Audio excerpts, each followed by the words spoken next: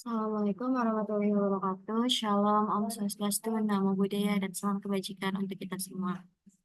Pada kesempatan kali ini, kami akan mempresentasikan tugas besar mata kuliah Natural Language Processing. Sebelumnya, izinkan kami untuk memperkenalkan anggota kelompok kami. Yang pertama ada rekan saya, Analia Alfia Rahma. Lalu yang kedua ada saya sendiri, Sania Natidagnia Pariha. Langsung saja ke konsep dasar. Jadi pada tugas besar kali ini kami melakukan prompting dengan zero shot dan few shot.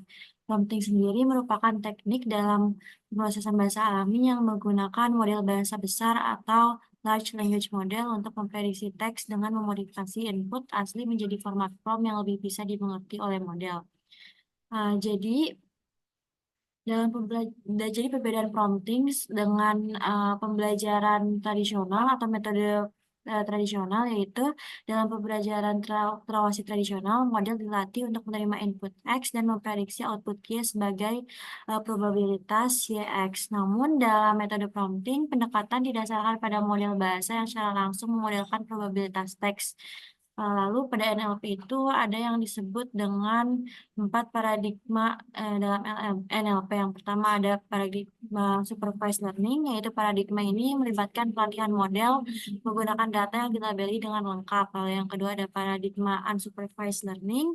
Dalam paradigma ini melibatkan pelatihan model tanpa menggunakan data yang dilabeli. Yang ketiga ada paradigma kombinasi atau supervised learning combined with unsupervised learning, di mana pada paradigma ini menggabungkan pendekatan supervised dan unsupervised. Lalu yang terakhir ada paradigma prompting based learning. Pada paradigma ini merupakan pendekatan baru dalam NLP di mana model bahasa digunakan untuk memodelkan probabilitas dalam teks secara langsung. Jadi dengan menggunakan template prompt, model dapat melakukan pembelajaran few shot atau zero shot. Lalu selanjutnya, apa itu zero shot dan few shot akan dijelaskan oleh rekan saya, Analia Alfia Rahma.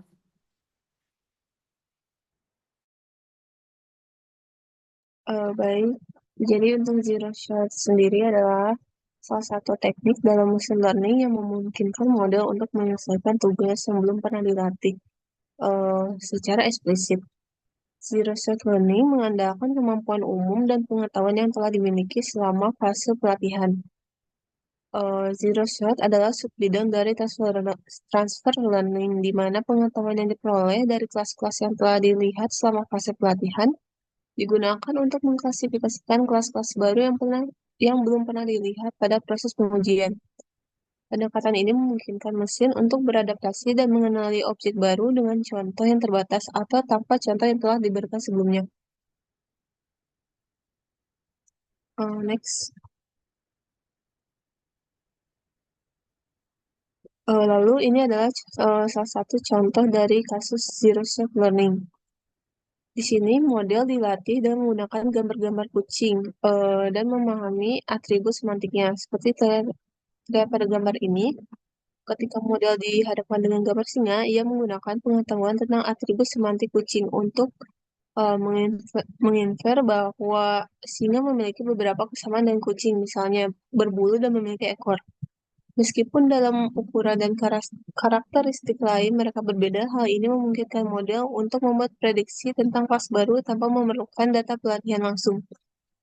Lalu untuk alur yang di bawah adalah merupakan alur kerja dari zero shot learning. Yang pertama, zero shot learning memahami fitur, lalu melakukan generalisasi, lalu menggunakan petunjuk yang ada dari model seperti informasi tambahan atau deskripsi. Lalu model kemudian diuji untuk melihat seberapa baik model dapat mengenali objek baru. Lalu selanjutnya ada few shot learning. Few shot learning adalah sebuah teknik dari machine learning yang berfokus pada pelatihan model untuk mengenali pola dan membuat prediksi dari hanya beberapa contoh dari kelas atau tugas tertentu. Dalam mesin learning tradisional, model memerlukan sejumlah besar data berlabel pada proses pelatihan agar mencapai kerja yang baik. Namun, dalam skenario dunia nyata, pengumpulan dan pelabelan dataset besar bisa memakan waktu yang banyak, biaya yang mahal, atau mungkin tidak bisa dilakukan. Feature learning bertujuan untuk mengatasi keterbatasan ini dengan memungkinkan model untuk belajar secara efektif dari sejumlah contoh kecil. Tujuannya adalah untuk melakukan generalisasi dengan baik ke tugas atau kelas baru yang belum pernah dilihat sebelumnya dari dataset pelatihan yang minimal. Kemampuan ini penting dalam skenario di mana mencari data berlabel yang banyak sulit. Eh, Lalu selanjutnya,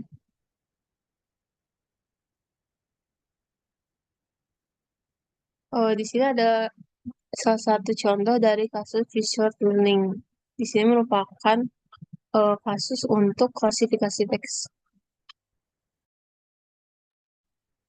Langkah pertama adalah pemberian contoh dan query. Model diberikan beberapa contoh teks beserta dengan labelnya. Contoh-contoh ini berfungsi sebagai referensi bagi model untuk memahami karakteristik dari masing-masing label.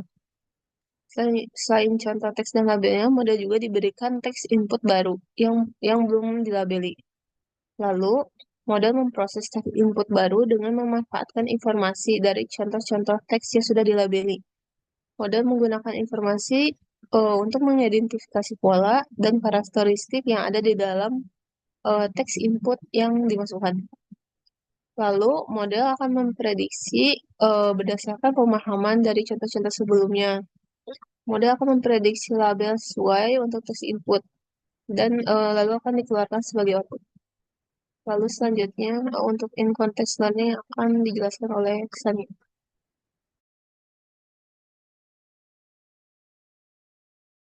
Baik, saya akan menjelaskan mengenai in context learning.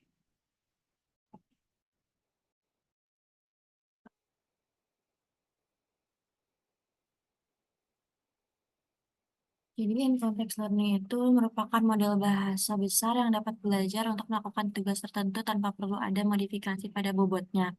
Dalam in context learning ini, model dapat disesuaikan untuk tugas tertentu dengan memberikan serangkaian contoh latihan tanpa perlu mengubah struktur internalnya. Dengan demikian, pengguna dapat mengoptimalkan kinerja model bahasa besar atau large language model untuk tugas tertentu tanpa perlu mengakses bobot model tersebut. Di sini ada gambar dari prosedur utama in context learning. Pada gambar ini eh, bisa dilihat di bawahnya. Yang pertama ada pre-training. Pre-training ini merupakan pelatihan awal, di mana pada langkah ini merupakan tahap awal di mana model bahasa besar atau large language model dilatih menggunakan dataset besar untuk memahami bahasa secara umum. Lalu yang kedua, examples pada di sini atau contoh-contoh. Jadi pada proses ini kumpulan contoh yang akan disiapkan untuk membantu model memahami tugas spesifik. Lalu yang ketiga ada demonstration designing atau perancangan desain, perancangan demonstrasi. Pada proses ini perancangan bagaimana contoh-contoh tersebut dari examples tadi akan disajikan ke model sebagai demonstrasi untuk pembelajaran pada in context learning. Lalu yang keempat ada demonstration atau demonstrasi. Pada langkah ini contoh-contoh yang telah dirancang akan diberikan sebagai input kepada model. Demonstrasi ini berfungsi sebagai panduan atau konteks bagi model untuk menyelesaikan tugas-tugas tertentu. Lalu yang kelima ada warm up atau pemanasan. Pada tahap ini sebenarnya opsional saja bisa dilakukan dan juga bisa tidak dilakukan. Pada tahap ini, model melalui fase pemanasan sebelum menjalankan tugas utama.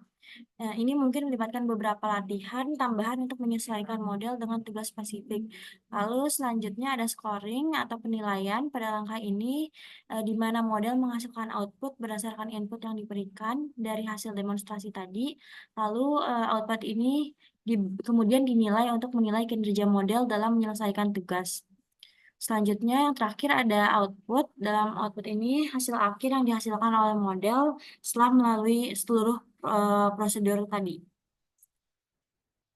Selanjutnya eh, pada eksperimen tugas besar ini kami menggunakan large language model komersial dua jenis yaitu ChatGPT dan Gemini. Dan kami juga menggunakan dua kasus. Yang pertama, eksperimen kasus sentimen analisis yang akan dijelaskan oleh saya. Pada eksperimen kasus sentimen analisis ini, terdapat beberapa teks, 4 teks yang berlabel, yang memiliki 3 label. -1 artinya teks tersebut berlabel negatif, untuk 0 berlabel netral, dan untuk 1 berlabel positif.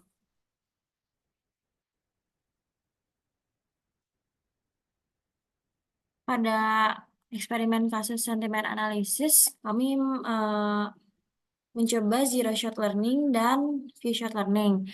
Pada zero shot learning ini, model diberikan teks tanpa contoh tambahan untuk menentukan sentimen dari teks tersebut.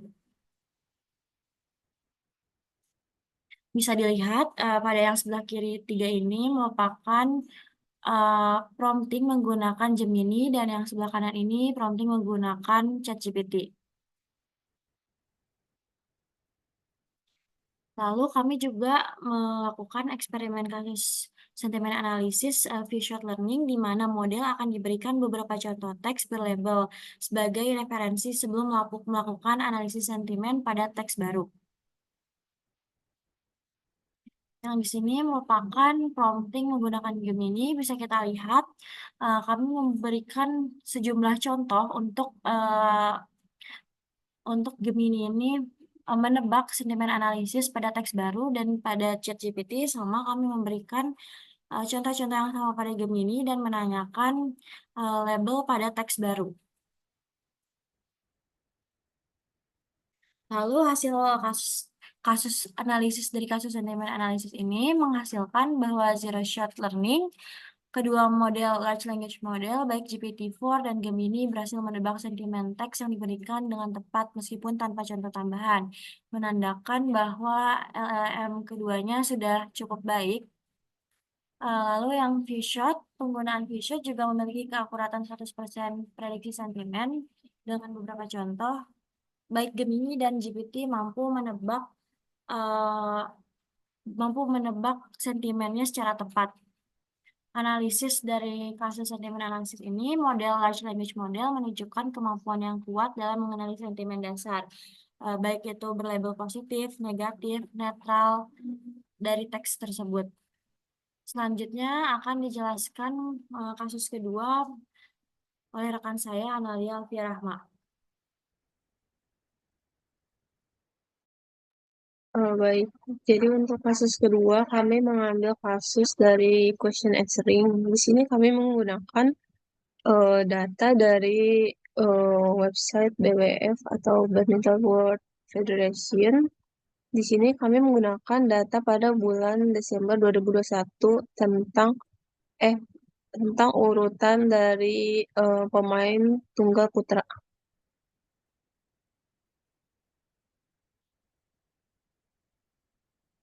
Yang pertama, kami melakukan eksperimen dengan menggunakan zero shot learning. Di sini kami memasukkan pertanyaan tanpa contoh khusus mengenai data tersebut.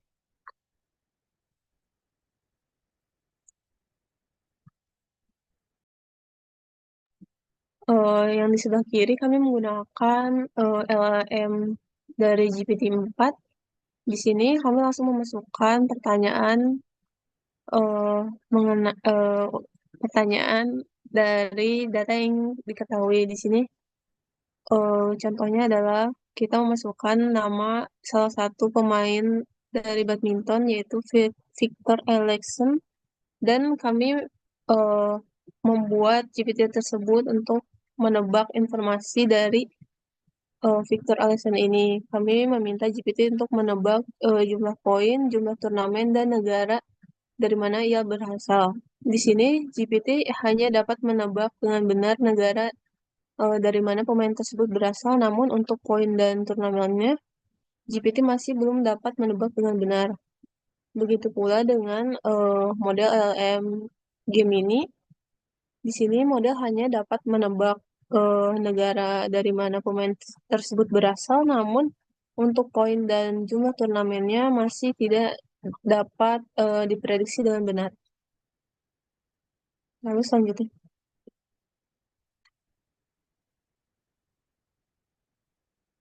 Yang kedua, kami menggunakan eksperimen, menggunakan future learning. Model diberikan beberapa contoh pertanyaan dan jawaban sebelum mencoba menjawab pertanyaan baru.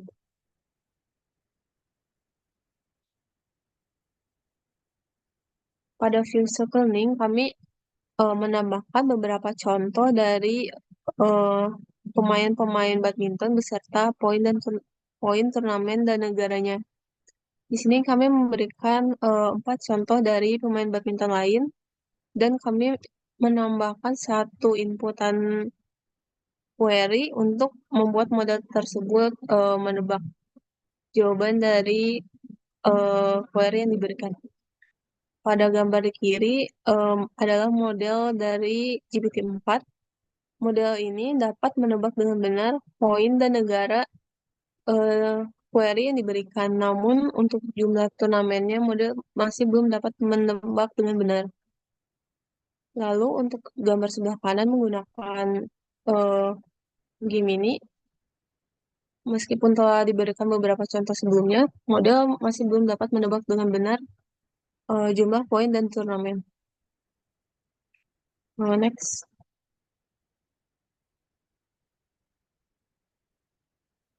Hasil dan analisis dari eksperimen question answering ini didapatkan hasil untuk zero shot, model kurang tepat dalam menjawab pertanyaan khusus karena kurangnya data pelatihan terkait. Kesalahan umum termasuk ketidakakuratan dalam detail dan konteks. Lalu untuk few shot-nya, penggunaan few shot meningkatkan keakuratan jawaban, terutama dalam menggunakan LLM GPT-4. Dalam konteks yang lebih kompleks seperti turnamen bulu tangkis, walaupun masih ada keterbatasan dalam kasus spesifik, model dapat meningkatkan keakuratan jawaban. Lalu untuk analisisnya, tantangan utama dalam question answering adalah membutuhkan pemahaman konteks yang mendalam dan kemampuan untuk mengaitkan informasi. eh, Lalu penambahan contoh dalam skenario Fushot memberikan model lebih banyak referensi untuk membangun pemahaman yang secara signifikan dapat meningkatkan performansi dari model. Hasil yang didapat menunjukkan bahwa meskipun ada kemajuan, question answering tetap menjadi tantangan, terutama dalam menghadapi pertanyaan yang membutuhkan pemahaman mendalam tentang konteks dan detail yang spesifik.